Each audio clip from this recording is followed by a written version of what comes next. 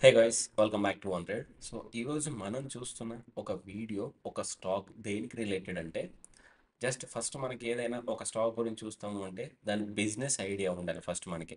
అసలు ఏం చేస్తుంది సింపుల్గా ఒక వన్ లైన్లో అది ఏం చేస్తుంది అని మీకు ఐడియా ఉంటే దాని నుంచి మనం కొంచెం ఫోకస్డ్గా వెళ్ళొచ్చు అన్నట్టు ఆ స్టాక్ గురించి. అది ఏం చేస్తుంది అని ఐడియా లేనప్పుడు బ్లైండ్గా వెళ్ళడం అవుతుంది. మీకు అర్థమైంది కదా. సో ఏదైనా ఒక స్టాక్ పిక్ చేసుకునే ముందు సింగిల్ లైన్లో అయినా అది ఏం చేస్తుందని తెలుసుకోండి. ఈరోజు మనం చూస్తున్న స్టాక్ ఏం చేస్తుంది అంటే ఇప్పుడు టూ వీలర్స్ కానీ, త్రీ వీలర్స్ కానీ, ఫోర్ వీలర్స్ కానీ వాటికి బాడీ పార్ట్స్ ఉంటాయి కదా కొన్ని. ఆ బాడీ పార్ట్స్ని సప్లై చేస్తుంది బేసికల్గా. ఇంకా దీనికి పీర్ కంపారిజన్లో కొన్ని స్టాక్స్ ఉన్నాయి, అవి లిస్ట్ అయిపోయినాయి. అవి లిస్ట్ అయిన తర్వాత వాటికి మంచి డిమాండే ఉంది ఆ స్టాక్లో. సో ఈ స్టాక్ ఏంటంటే రీసెంట్గా వచ్చేసింది. రీసెంట్గా వచ్చిన తర్వాత నేను ఒకసారి ఫోకస్ చేద్దామని అనుకున్నా, అందుకే ఒకసారి స్టడీ చేస్తున్నా. It's completely my opinion. I'm not recommended any stock to buy or sell any one. Okay, నేను ఎవరిని రిఫర్ చేయట్లేదు, అసలు రికమెండ్ చేయట్లేదు. ఎడ్యుకేషనల్ పర్పస్లో ఒక స్టాక్ చెప్తే దాని బేస్డ్గా మీరు కూడా అనాలిసిస్ చేసుకుంటారని మాత్రమే చెప్తున్నా. అదొకటి గుర్తుపెట్టుకోండి ప్రతిసారి. సో బాడీ పార్ట్స్ గురించి చేస్తున్న స్టాక్. సో ఆ స్టాక్ ఏంటిది అనే వాటి గురించి మనం మాట్లాడితే బెల్ రైస్ ఇండస్ట్రీస్, మీరు ఇక్కడ మనకు ప్రజెంటేషన్లో చూస్తారు బెల్ రైస్ ఇండస్ట్రీస్.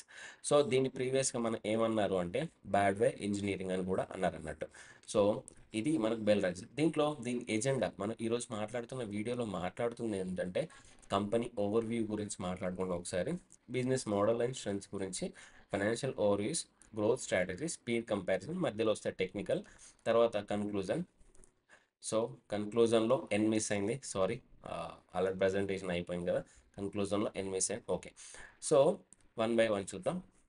ఆ తర్వాత కంపెనీ ఓవర్వ్యూ.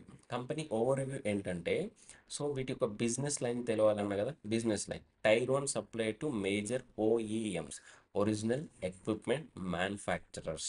ఓకే, ఓఈఎంకి వీళ్ళు supplier, major supplier. Okay, industry auto ancillary supplies parts to two wheelers, three wheelers, passenger cars, commercial vehicles and EVs and four wheelers. రీసెంట్గా four wheelers కూడా వస్తున్నారు, అది గ్రోత్లో మాట్లాడారు. So వీళ్ళ ప్రోడక్ట్స్ ఏముంటాయి అనే వాటి గురించి మనం క్లియర్గా అండర్స్టాండ్ చేసుకుంటే, షీట్ మెటల్ కాంపోనెంట్స్ మెయిన్గా వీళ్ళకి వస్తున్న కోర్ బిజినెస్. ఎక్కువ 70 to 75% వస్తుంది షీట్ మెటల్ కాంపోనెంట్స్ నుంచే.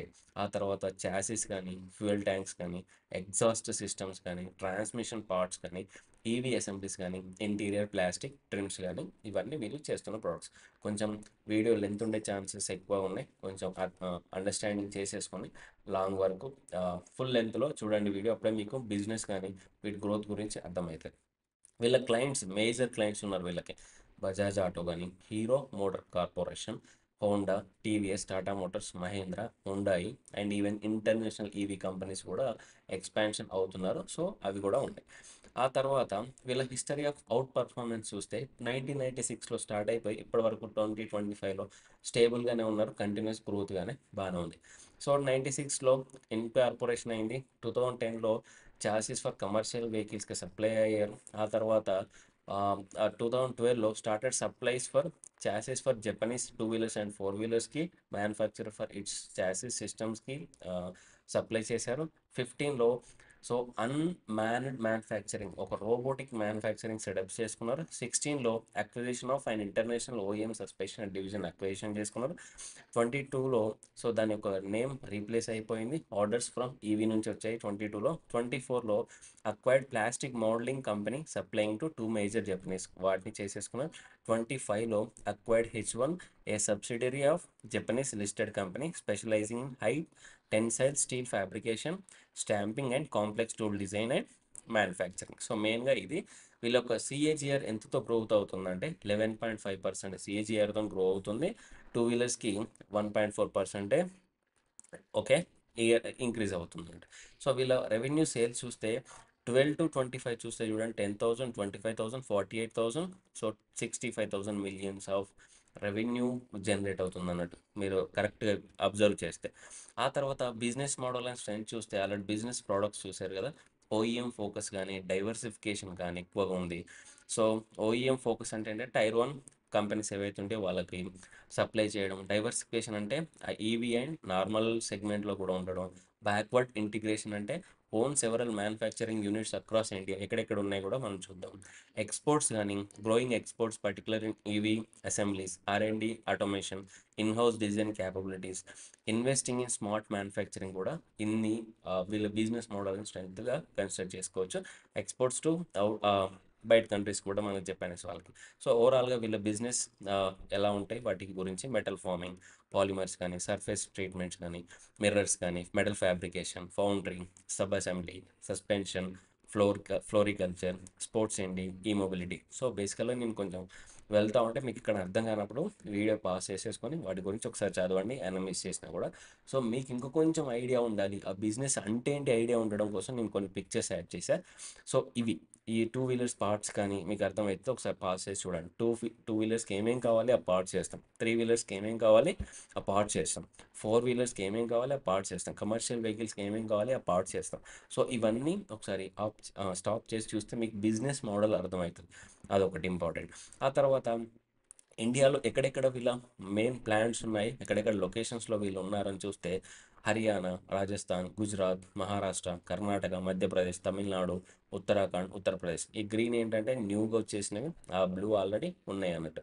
So number of job workers ఉన్నారు, రోబోటిక్స్తో ఎక్కువ పని చేయిస్తారు, రోబోట్స్తోని. సో అగ్రిగేట్ కెపాసిటీ యూటిలైజేషన్ ఉంది. సో ఎన్ని మెషిన్స్ ఉన్నాయి, ఎంత మెషిన్స్ టర్న్ ఓవర్ చేస్తున్నారు అనే వాటి గురించి కూడా మీరు ఒకసారి పాస్ చేసి చూడండి. సో గ్రోత్ స్ట్రాటజీస్ ఒకసారి చూస్తే deepening presence in the two wheeler segment, ఇంకా ఎక్కువగా టూ వీలర్ సెగ్మెంట్లో ఎక్కువ డీప్ ఉండే ఛాన్సెస్ ఎక్కువ ఉన్నాయి. Building a portfolio of proprietary and premium ప్రోడక్ట్స్కి, ఎక్స్పాండింగ్ ఫోర్ వీలర్స్ కానీ, transmission from tier 1 supply to tier 0.5 supplier, system suppliers కూడా వెళ్ళే ఛాన్సెస్ చాలా ఎక్కువ ఉన్నాయి. So leader precision sheet metal సెగ్మెంట్లో వీళ్ళు టాపర్ అనుకున్నాం కదా. సో ఆల్మోస్ట్ వాళ్ళ గ్రోత్ అంతా దీంట్లో నుంచి వస్తుంది. సో ఇయర్ ఆన్ ఇయర్ ఎంత సిఏజిఆర్తో పెరుగుతుందో ఒకసారి చూడండి. ఆప్టిమిస్టిక్ కేస్ ఒకటి, బేస్ కేస్ ఒకటి. సో సిఏజిఆర్ ఆఫ్ 7 to 9% పెరుగుతుంది. ఆ తర్వాత domestic auto component industry outlook చూడండి, 24 నుంచి 29 వరకు. అంటే ఓవరాల్గా పెరిగే ఛాన్సెస్ ఎంత, 10% సిఏజిఆర్తో పెరిగే ఛాన్స్ ఉంది. So PV and LCB metal products market size కూడా 9% CAGR. Domestic two wheelers metal products కూడా 12% సిఏజిఆర్తో పెరిగే ఛాన్సెస్ చాలా ఎక్కువ ఉంది. ఇంకొకటి వీళ్ళ మార్కెట్ షేర్ 24% ఉందన్నట్టు 100లో. వీళ్ళ ఫైనాన్షియల్గా చూస్తే వీళ్ళ మార్కెట్ క్యాప్ అనేది 9,000 చేంజ్ ఉంది, కరెంట్ ప్రైస్ 107 ఉంది. ఆ తర్వాత stock P 26, industry P 28, almost ఈక్వల్గా ఉంది. ఆ తర్వాత డెట్ టు ఈక్విటీ రేషియో ఒక 1% ఉంది, కరెంట్ రేషియో 1.34 ఉంది. సో మీకు అర్థమైంది కదా. పీస్ కంపారిజన్ అనేది మళ్ళీ మాట్లాడుకుందాం మనం. So year and year growth చూస్తే చూడండి, 5,000 sales, 6,000, 7,000 change, 8,000 change, year on year పెరుగుతూనే వచ్చేసినాయి. ఆపరేటింగ్ ప్రాఫిట్ మార్జిన్ అనేది కొంచెం తక్కువే ఉంటుంది, ఆటో పార్ట్స్ కాబట్టి 14 to 12%. ఈపీఎస్ కూడా 4 నుండి 5 వరకు వెళ్ళిపోయింది. ఆ తర్వాత బారోయింగ్స్ కొంచెం నార్మల్ స్టేబుల్ మెయింటైన్ చేస్తున్నారు. ఆ తర్వాత రిజర్వ్స్ ఉన్నాయి 2,371 వరకు. ఇన్వెస్ట్మెంట్స్ కూడా బెటర్గానే ఉన్నాయి. ఆ తర్వాత నెట్ క్యాష్ ఫ్లో చూస్తే ఈ 2025లో మైనస్ వచ్చేసింది ఇన్వెస్ట్మెంట్ ఎక్స్పాన్షన్ వల్ల. ఆ తర్వాత ఆర్ఓసిఈ కూడా 14% మెయింటైన్ చేస్తాం. సో ఓవరాల్గా వీళ్ళ ప్రమోటర్స్ 73% మెయింటైన్ చేస్తారు. ఇంకొకటి చూడడానికి దీంట్లో రీజన్ ఏంటంటే నిపాన్ వాళ్ళు ఉంది, ఐసిఐసి ప్రొడెన్షియల్ ఉన్నారు, హెచ్డిఎఫ్సి మ్యూచువల్ ఫండ్స్. ఎవరైతే మేజర్ లీడర్స్ ఉన్నారో ఇండియాలో మ్యూచువల్ ఫండ్స్ మెయింటైన్ చేసేవాళ్ళు, సో వాళ్ళు ఈ స్టాక్లో ఉండడం అనేది ఒక బిగ్గెస్ట్ పాజిటివ్గా మనం కన్సిడర్ చేసుకోవచ్చు. క్లోజెస్ట్ పీర్స్ కంపారిజన్ చూస్తే ఏ సెగ్మెంట్లో అయినా ఏ కంపెనీకి అయినా పీర్స్ ఉంటారు, వాళ్ళ కాంపిటీటర్స్ ఉంటారు. సో వీళ్ళందరూ కాంపిటీటర్స్. ఒకసారి పాస్ చేసి చూడండి. Endurance tech, JBM auto, Sandhar tech, Minda corporation, Uno Minda, Hitech gears, Sundaram, క్లేటర్. సో ఫస్ట్ టాప్ 3తో కంపేర్ చేసేసుకుంటాం మనం. ఇవాళ స్టాక్స్ ఉన్నాయి, వాటి యొక్క గ్రోత్ కూడా మంచిగా ఉంది స్టాక్స్లో, స్టాక్ మార్కెట్లో. సో సిమిలారిటీస్ విత్ ఏమేమి సిమిలారిటీస్ ఉన్నాయి, ఇవి ఫోకస్ చేస్తున్నారు లేదా, వాళ్ళ లాట్స్ సైజ్ ఎంత, కామెంట్స్ గురించి ఒకసారి పాస్ చేసి చూడండి. పీర్ కంపారిజన్ టేబుల్ చూస్తే వీళ్ళకి మార్కెట్ క్యాప్ 9,200, ఎండ్యూరెన్స్ వాళ్ళ 30,000, జేబీఎం ఆటో వాళ్ళది 18,000. ఆ తర్వాత రెవెన్యూ చూడండి, 7,000, 9,500, 4,500. ఈవీ ఫోకస్ వీళ్ళు స్ట్రాంగ్గా పెట్టేసుకున్నారు. ఎండ్యూరెన్స్ వాళ్ళు మీడియం, తర్వాత జేబీఎం ఆటో వాళ్ళు high and high. So promoter holding కూడా 71% బాగానే ఉంది. ఎండ్యూరెన్స్ 75, జేపీ మాట 60%. So I'm not recommended any stock to buy or sell. It's completely educational purpose ఉంది. సో క్లయింట్ కౌంట్ కూడా వీళ్ళకి చాలా క్లయింట్స్ ఉన్నారు కంపేర్ టు అదర్ వాళ్ళు. ఆల్మోస్ట్ 10 కంపెనీస్ వరకు క్లయింట్స్ వీళ్ళ దగ్గరే ఉన్నారు. సో ఇక్కడ number of OEMs 10 EV clients చాలా ఎక్కువ ఉన్నారు. International clients growing. Tier 1 status ఎస్. వీళ్ళ స్కోర్ కానీ ఎండ్యూరెన్స్ కానీ 10 క్లయింట్స్, జేబీఎంకి 6 to 7, సాందార్ టెక్ 7 to 8. సో ఒకసారి పాస్ చేసి ఈ రెండు చూడండి. ఆ తర్వాత అసలు ఈ స్టాక్ని మనం ఎందుకు కన్సిడర్ చేయాలి అంటే ఈవీకి స్ట్రాంగ్ ఫ్యూచర్ ఉంది, లో పబ్లిక్ అవేర్నెస్ ఉంది. ప్రజెంట్ అయితే లో పబ్లిక్ ఉంది, ఇంకా ఎఫ్ఐఎస్ వాళ్ళు ఎక్కువ ఎంటర్ అవ్వలేదు. కొంచెం మనం డౌన్గా ఉన్నప్పుడే రిస్క్ తీసుకోవాలి. మార్కెట్లో ఏదైనా రిస్క్ మనకి ఇంట్రెస్ట్ ఉంటే తీసేసుకోవాలి, లేకపోతే లైట్ తీసుకోవాలి. ప్రమోటర్ హోల్డింగ్ కూడా బాగానే ఉంది. మల్టిపుల్ మ్యానుఫ్యాక్చరింగ్ ప్లాంట్స్ ఉన్నాయి. ఈవీ పుష్ ఉంది. తర్వాత ఎందుకు కేర్ఫుల్గా ఉండాలంటే దీంట్లో ఆటో సేల్స్లో మార్జిన్స్ అనేది చాలా తక్కువ ఉంటాయి, ఎందుకంటే కాంపిటీషన్స్ ఉండవు.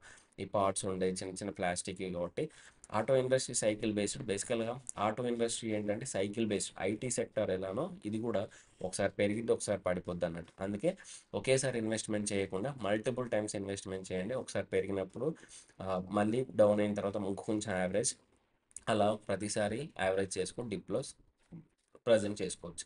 ఆ తర్వాత లాంగ్ టర్మ్ ఫోకస్ చేయాలి, షార్ట్ టర్మ్లో ఫోకస్ చేయకూడదు. ఎందుకంటే ఆటో సెక్టర్ ఎప్పుడైనా లాంగ్ టర్మ్లోనే ఉంటాయి.